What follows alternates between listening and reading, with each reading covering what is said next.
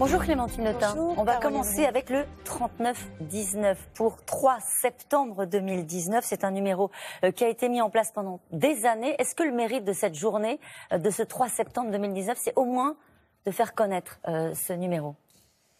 Écoutez, numéro d'urgence. il y avait au début de la mandature d'Emmanuel Macron, Édouard Philippe et Marlène Schiappa qui s'occupent normalement des droits des femmes et qui parlent beaucoup mais qui agit peu. Il y a un peu plus d'un an, une loi cadre a été votée à l'Assemblée nationale et nous avons eu un débat et ce devait être la grande loi, vous comprenez, celle qui allait bouleverser la question des violences faites aux femmes globalement. Et un an après, tellement aucun moyen n'a été investi par ce gouvernement sur un sujet majeur qui est maintenant sur le devant de la scène. Et il faut saluer le travail des associations, la mobilisation citoyenne, le mouvement MeToo qui permet aujourd'hui une prise de conscience.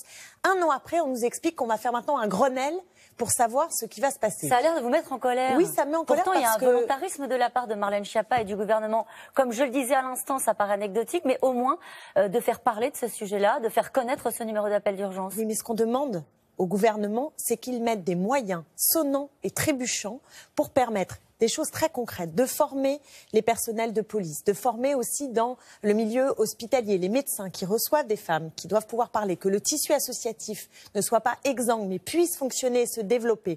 Nous demandons des moyens aussi pour l'hébergement d'urgence.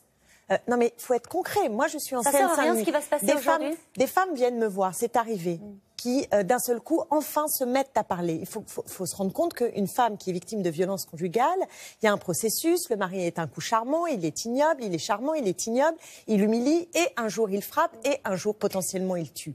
Et donc le moment où les femmes parlent, il faut être capable de répondre. Et quand une femme vient me voir en Seine-Saint-Denis et me dit voilà, là je suis prête à partir et qu'il n'y a aucune place d'hébergement d'urgence pour cette femme et qu'elle retourne chez elle, je ne sais pas dans quel cycle à nouveau elle repart. Et j'ai honte pour mon pays, j'ai honte pour la République qui n'est pas capable de la protéger. Qu'est-ce que vous faites d'ailleurs dans ce cas?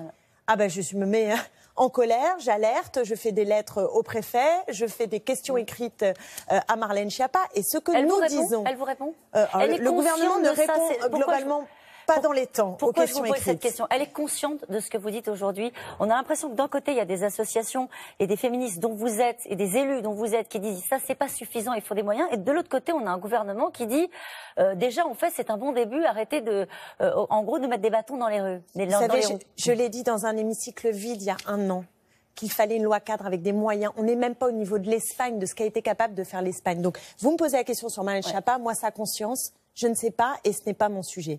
Mon sujet, c'est de savoir si ce gouvernement est capable de mettre sur la table 1 milliard et pas 79 millions, où c'est une plaisanterie, au minima 1 milliard, et de faire en sorte qu'on ait un système qui, globalement, permet aux femmes de sortir de ces violences et à la société de progresser dans sa prise de conscience des mécanismes des violences faites aux femmes. Est-ce qu'il faut des moyens, ça vous l'avez dit, est-ce qu'il faut des objectifs chiffrés? On a l'impression qu'on est installé dans un décompte morbide depuis des années et chaque année on dit bah oui, alors c'est entre 120 et 150 femmes tuées chaque année en France et on est installé dans cette comptabilité-là et on n'arrive pas à en bouger. Est-ce que vous fixez au gouvernement des objectifs chiffrés? Des résultats? Oui, bien sûr, des résultats aussi en termes de dépôt de plainte. Parce que quand vous savez que, en gros, c'est une femme sur 5 qui est victime de violences conjugales qui va déposer une plainte, on a le même problème sur les viols, sur les agressions sexuelles.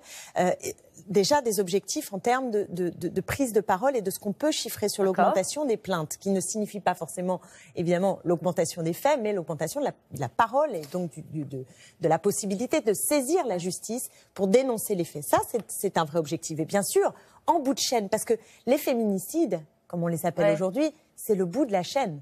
C'est parce que tout le reste a échoué. Si ces femmes, elles meurent, c'est qu'on n'a pas été capable. Bien sûr, c'est la question que je vous pose. Bien sûr qu'on doit le faire baisser. Et non seulement baisser, mais on doit tarir autant que possible ces violences et donc le fait que des femmes meurent sous les coups d'un mari violent. Après, il restera dans toute société on ne peut pas arriver au niveau zéro, c'est ça que vous dites? Effroyables sans doute, mais je pense que si on agit et qu'on comprend les mécanismes, oui, on peut et on doit faire baisser ce chiffre. Prévenir, prendre en charge. Ce n'est pas un chiffre, ce sont des vies humaines aussi derrière. Ouais, vous avez raison. Personne n'en doute. Pardonnez-moi. Non, en le disant, en fait, le mot chiffre, je trouve ce sont des vies, des familles, des histoires, bien sûr, et des familles. Prévenir, prendre en charge, punir. Ce matin, dans le Parisien, Marlène Schiappa dit, en gros, il est temps de mettre fin à l'impunité avec ces violences et de rendre les sanctions plus sévères. Le volet des sanctions, visiblement, c'est le registre préféré de Marlène Schiappa. Et bien sûr qu'il faut sanctionner et punir. Mais moi, j'aimerais bien qu'il y ait un levier qui soit fortement activé, qui est celui de la prévention. Donner aux femmes la possibilité de parler, de partir, former, et que la justice puisse faire son travail. Donc, de temps en temps, je vois bien l'inflation des peines, de dire on va punir, on va être encore... bon. Mais je crois qu'il faut travailler plus en amont sur la question de la prévention. Et ça suppose des moyens. Et c'est pourquoi le gouvernement a du mal à aller sur ce registre. On a compris le message ce matin. Agnès Buzyn a annoncé de nouvelles mesures. Pas de primes forcément pour les personnels des urgences qui sont en grève depuis 5 mois maintenant. La moitié des services d'urgence est en grève, mais des dispositifs pour désengorger les urgences, élargissement du champ d'action des personnels médicaux, par exemple. Rediriger les personnes âgées directement vers des EHPAD, ça va dans le bon sens? Elle répond à l'urgence? Non, elle répond absolument pas à l'urgence. Et là aussi, on est devant le même mur. Vous avez remarqué. C'est celui de l'austérité. C'est-à-dire que si les personnels sont dans l'état dans lequel ils sont, c'est parce que les moyens manquent pour les urgences, pour les hôpitaux publics et pour la médecine en général dans notre pays. Et qu'on n'est donc pas capable de partager les richesses, on n'est pas capable de protéger et de donner la capacité aux personnels soignants de faire leur travail. Et c'est eux qui sont maintenant en burn-out, ceux qui sont censés nous soigner. C'est inédit, hein, le mouvement qui est en train de se produire. Inédit, on n'a jamais vu autant de services d'urgence en grève. Il n'est pas pris au sérieux de la part de la ministre? En tout cas, je pense qu'elle prend un grand risque. Un risque limite sanitaire pour notre pays. Les médecins sont en train de rejoindre, les EHPAD pourraient aussi se mettre en grève. Et là, on est à l'orée d'un grand mouvement, qui est un mouvement juste, parce que l'état de nos hôpitaux est indigne d'un pays qui est une puissance économique comme la nôtre. Donc c'est une question de partage des richesses, c'est une question de priorité du gouvernement et de ce lien aussi entre privé et public. On a laissé les cliniques privées se développer sur le dos d'un hôpital public. Juste un mot, est-ce que vous appelez à participer à la concertation sur les retraites? Le gouvernement dit on ne va pas faire tout seul comme avant, ça c'était le monde d'avant, maintenant on dialogue, on discute et cette réforme, on va la co-construire. Est-ce que vous appelez à participer à cette concertation? Ce sont les syndicats qui décident s'ils y participent ou non. Ça, c'est la première chose. C'est les citoyens qui vont être associés aussi à cette concertation. Oui, bien sûr. Alors, évidemment, oui.